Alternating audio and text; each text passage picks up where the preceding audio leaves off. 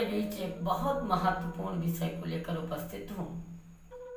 जैसा कि पिछले वीडियो में भाग्य के विषय में हमने बताया था कि आप अपनी भाग्य के विषय में जान सकते हैं कि आपके जीवन में भाग्य का सुख कैसा है।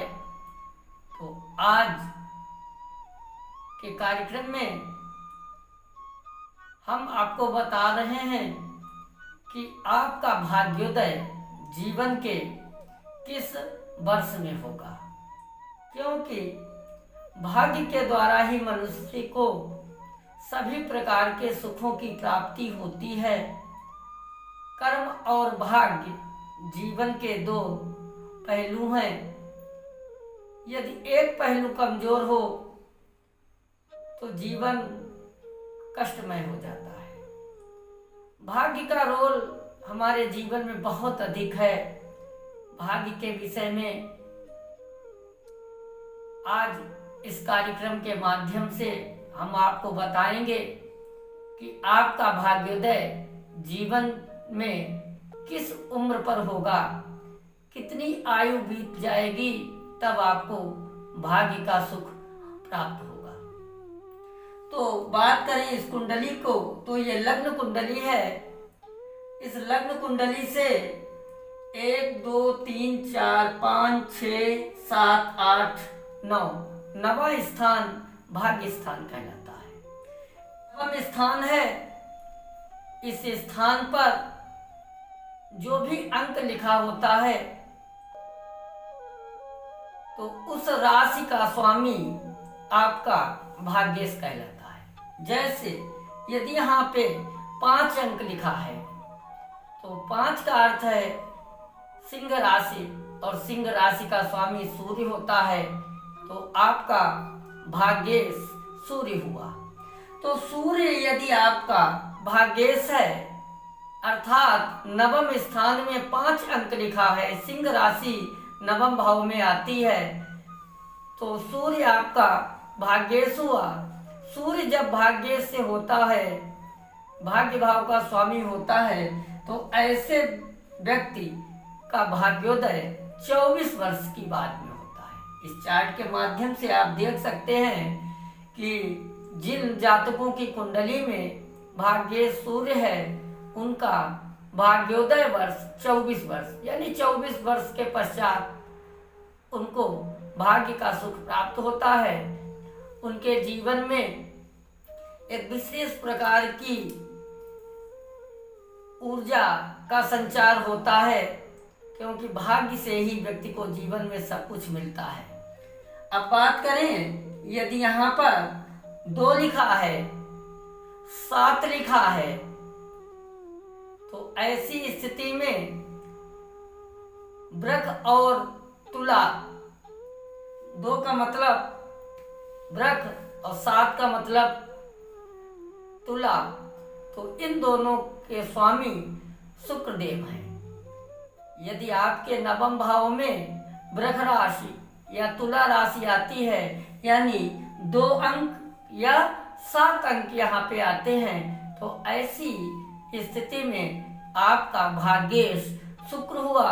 और शुक्र जो है जीवन के 52वें वर्ष में आपको भाग्य का सुख देता है। कहने का अर्थ है कि 52 वर्ष का जब व्यक्ति होता है, तब उसके जीवन में विशेष प्रकार का बदलाव देखने को मिलता है। तब शुक्र अपना पूर्ण प्रभाव व्यक्ति के ऊपर छोड़ता है। अब बात करें, यदि यहाँ पे 3 या 6 अंक है, 3 से मतलब है मिथुन और 6 से मतलब है कन्या, इन दोनों का स्वामी बुध है। तो अगर आपका भाग्येश बुध है, तो आपका जो भाग्योदय वर्ष है वो 22 वर्ष होगा, यानी 22 वर्ष बीतने के बाद आपको भाग्य का सुख प्राप्त होगा और आपके जीवन में आमूलचूल परिवर्तन देखने को मिलेगा। अब बात करें, यदि यहाँ पे 4 अंक लिखा है, 4 से तात्पर्य कर्क राशि से है, और कर्क राशि का स्वामी चंद्रमा होता है, तो आपके भाग्येश चंद्रदेव हुए तो चंद्रदेव जो है सूर्य की ही भांति 24 वर्ष की अवस्था बीत जाने पर आपको भाग्य का सुख देना प्रारंभ करेंगे। अब बात करते हैं, यदि इस स्थान पर 9 या 12 अंक लिखा है, धनु या मीन यानी आपका भाग्येश गुरु है, क्योंकि धनु और मीन दोनों राशियों का स्वामी गुरु है, तो गुरु महाराज आपके भाग्येश हुए। तो ऐसे व्यक्ति जिनके भाग्य स्थान पर धनु या मीन राशि है, अर्थात उनका भाग्येश गुरु है, तो ऐसे लोगों का भाग्योदय बहुत कम अवस्था में 16 वर्ष की अवस्था पूर्ण करने पर ही उनका भाग्योदय होता है। यानी उनका भाग्योदय का वर्ष जीवन का 16वां वर्ष होता है। अब बात करें, यदि यहाँ पे